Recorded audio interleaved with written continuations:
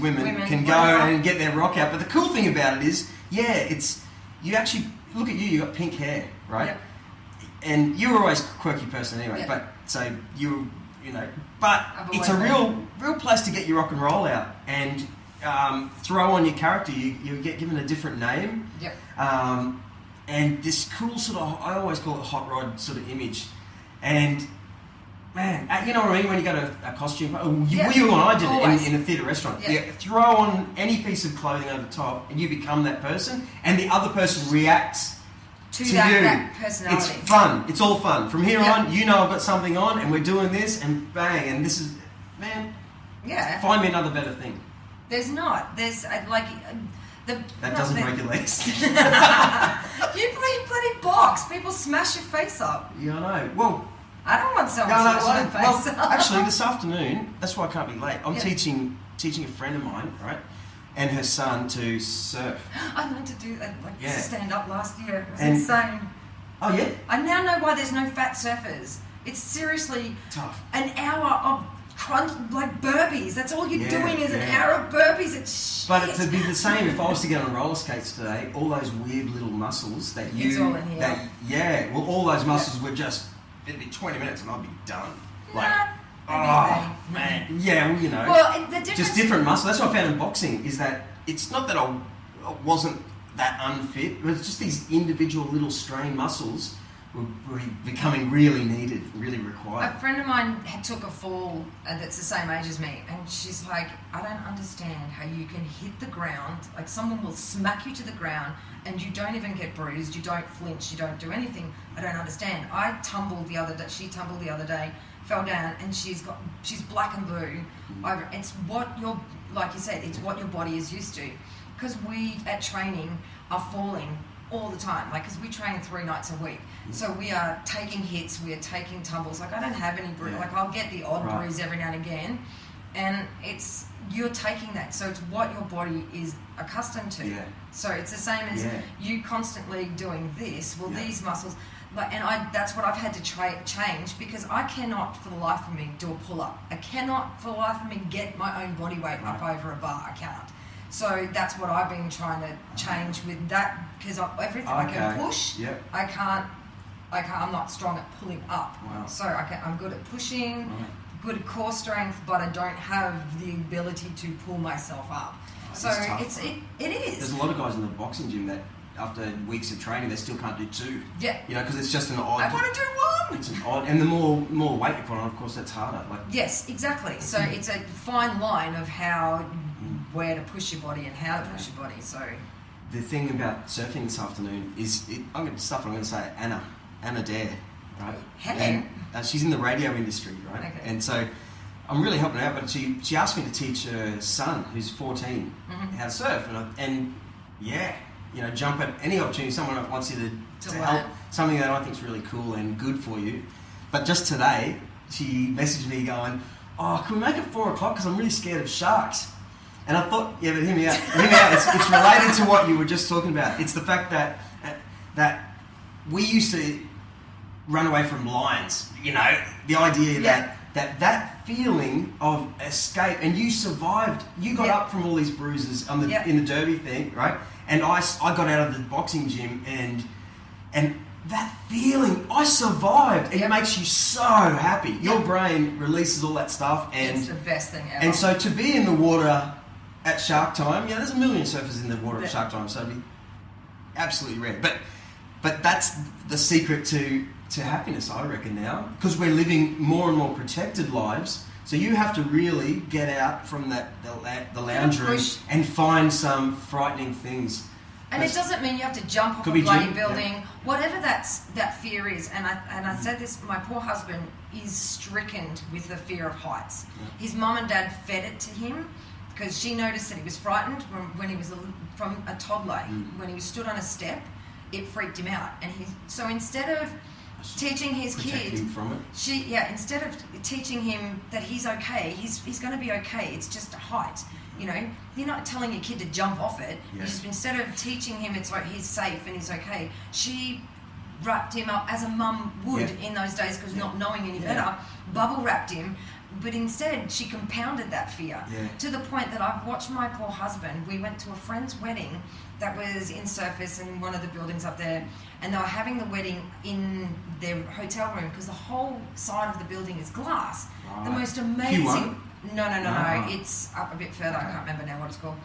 But the view is just astonishing because the whole thing is the ocean, and as soon as you walk into the room... But my poor husband was fucked from the minute we got there because to get in and out of the building, there was one slide key to get in and out of there, so he couldn't get out if he wanted to. So the fear had already started. Wow. So he got into that thing. Well, of course, the dick that brought us in was a mate of the groom, and he was like joking about, "Can you feel the building swaying?" and rah rah. He didn't know John had horrible real fear. And then I'm like, "Can you just be quiet, that you're freaking my husband out." Johnny, we got out, and of course he's starting to feel that, blah blah blah. And then they open the door, and of course all you see is this glass, and you see this amazing view. But for him, it was just this tunnel vision of hell. Yeah. Finally, he got to the point where he was hanging onto the breakfast bar and had to sit not face. Wow. They closed it. Like being taught there is a monster. Like being taught their entire life. His entire life it was fed. And I remember there was that bloody show on TV. Didn't you do something with it years ago? I'm a Celebrity, Get Me Out of Here. Yeah. Did you do a run of something, the practice run the week before? The run for it. That's right. Well, we were watching this, and of course these people facing their fears of height. Yeah. And I just said that to John. I said, the one thing that you need to do in your life is face that motherfucker. Yeah. Because look, this guy, exhilarating. Yeah, my God, if you did that, like it chokes me up to be able to know that that fear didn't hold my husband any longer. Yeah. Would be the most amazing thing. Because the guy is the only bungee master in Australia that's never jumped, and he's a bungee master. I remember that at Cable Ski World. He was a bungee. Is that right? Yeah, and he used to. He built that, so he's climbed that. Because he built it from the ground, so he's just freaking out from the inside. Yeah, he's the amount of times that they spent when it was finally by doing the finish and stuff right at the top of this, they would spend 8 hours in this cage on top of this thing.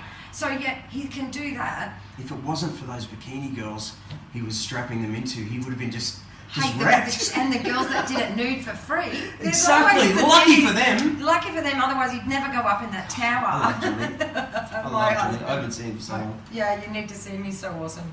He's a pretty good human.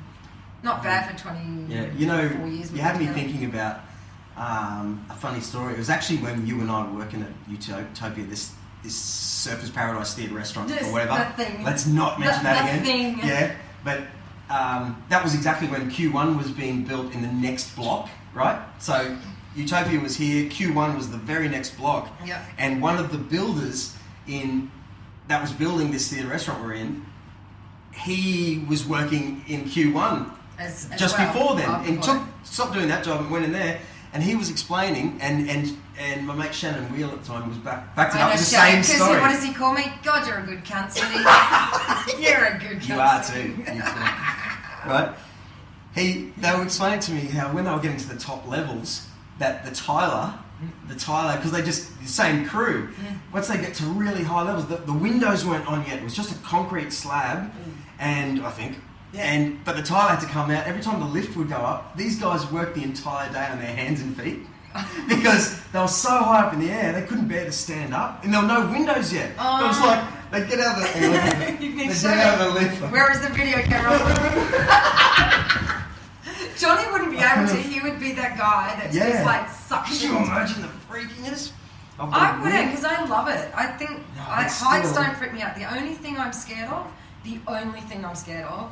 one is, of course, normal mum stuff is like anything would ever happen to my family or my children, so that's normal. But the thing that actually the most irrational thing that I'm scared of is lightning. Right. And I worked out. Oh yeah. I hate it. And I used to think it was. I don't know. Family in Pacific Pines. Yeah. See, no. I saw that from a building. That was the night of my second fight. Yep. We were.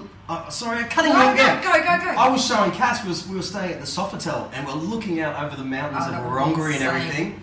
And I saw Just like that was the afternoon. This bolt hit the ground out of nowhere. It wasn't even really raining there yet. Or comes from the ground and comes from the thing, and they're joining the middle. Well, it just went boom, and this big sort of glow of white. And didn't think much of it, just went... And there was loads of electricity that day, but this one hit the middle of sort of nowhere. And that's when he passed away. This poor bloke and his little family, they ran underneath a what is it, like a council, the park cover, and it hit the whole thing. And that, and he passed away. Everyone saw it though, because the storm had already started, and there were people out their windows going, "Oh, there's a little family out there.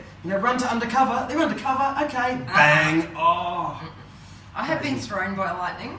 I want to think that he was actually chosen. But, it's very sad, but actually that's a stupid thing to say. No, he's chosen for what? I don't know. Chosen for what? Well, it's like my thought of being eaten by a shark is that to die naturally, like really naturally like that. Okay. I wonder if your own body and your brain and all this sort of crap, like that do you get like an even just like a funnier actual death? Like it's you've been probably not. This is see another theory. Run with this, kids. I love that. I love his theories. That your death might be actual death. The death part, being eaten, might not be as traumatic as everyone thinks, but it's really natural, and your body's how can it learn to be? I don't know because I'm not died yet. I don't even died yet. I'll tell you when I've died. I'll come back and tell you when I've died because I'm sure as hell you won't shut me up even then. You want to hear a real good one? Tell me. One I really believe, and I think I'm hanging on to it. Go on. Right, there's... Bread vomit, here we go. The reason... I've never had mushrooms, right? But apparently when you have mushrooms, there's a DMT. Yeah, alright, I had it once. There's this long time ago. Really long time ago. And all I did... Nothing happened though. I just cleaned the house that I was in. It was weird. Anyway. And I didn't try it. Yeah, someone offered it to me. But anyway... see? You get the best out of me, don't you? Go. What happened? The theory. What's your theory? Oh yeah, someone that was explaining that just say you're super religious, no matter what religion you're into. Yeah. Okay, when you sleep, the reason we dream is because this pineal gland between your eyes drips out this DMT. So when I had that car accident, that race car accident, and they put me under for my face operation, when I came back to life, I tripped out about, it was all octopus arms and like I was in Willy Wonka's, and I was actually, but it went on for a long time when I came to, but it could have only been 1 second. You know how when you dream and you feel like it's been the entire day, but you know for a fact it's that. It was that. Well, this is what they're saying. When you die, they know that if you were to be killed somehow, that DMT dripper in your pineal gland drips out faster, right? It actually drips out. Yeah. It's as if it aids your horrific death. But you could trip out in your mind and have these dreams, even dream about your own God. Yeah. Right? It could go on for a lifetime in your head. Well, isn't that a nice thought? But that's David, who I work with. He reckons that everybody's very similar to that, but everyone's reality is their reality, and what I'm seeing is my reality, and everybody that's in it is just my reality, and just what's happening is what's happening. So that whole almost like Matrix type headspace, that what's happening in your life right then is actually happening. So you're probably not even here, you're probably somewhere else, having your reality somewhere else. And, what I'm thinking that's happening in my life right now is actually happening. Okay. And I'm like, okay, Dave. Okay. Well, I'm like, so yeah, exactly. It doesn't make it that I don't understand either, but that's what he says, that it's that I think that's happening right now is actually happening for me. Right. But you may not actually even be here. It's like we are having that dream. I love the idea that if we were to be done, that this little thing makes you dream, and it feels like it's going on for a lifetime. Yeah. But it's not. And like I was saying, if you were a Christian and you believe this thing, well, you'll actually find that potentially it'll be exactly how you lived it, because it was your thoughts bringing this and that will rationalize how there are so many people that believe in religion as hardcore as they do. Yeah. As hardcore as they do. You know, when I did wake up from that whatever, I don't even know what they put me under with. And it was like a 6-hour face reconstruction operation. I need to tell you something. Yeah. I had my first, as a DA, I had my first general, under like a patient under general anaesthetic. Yeah. And my headspace of what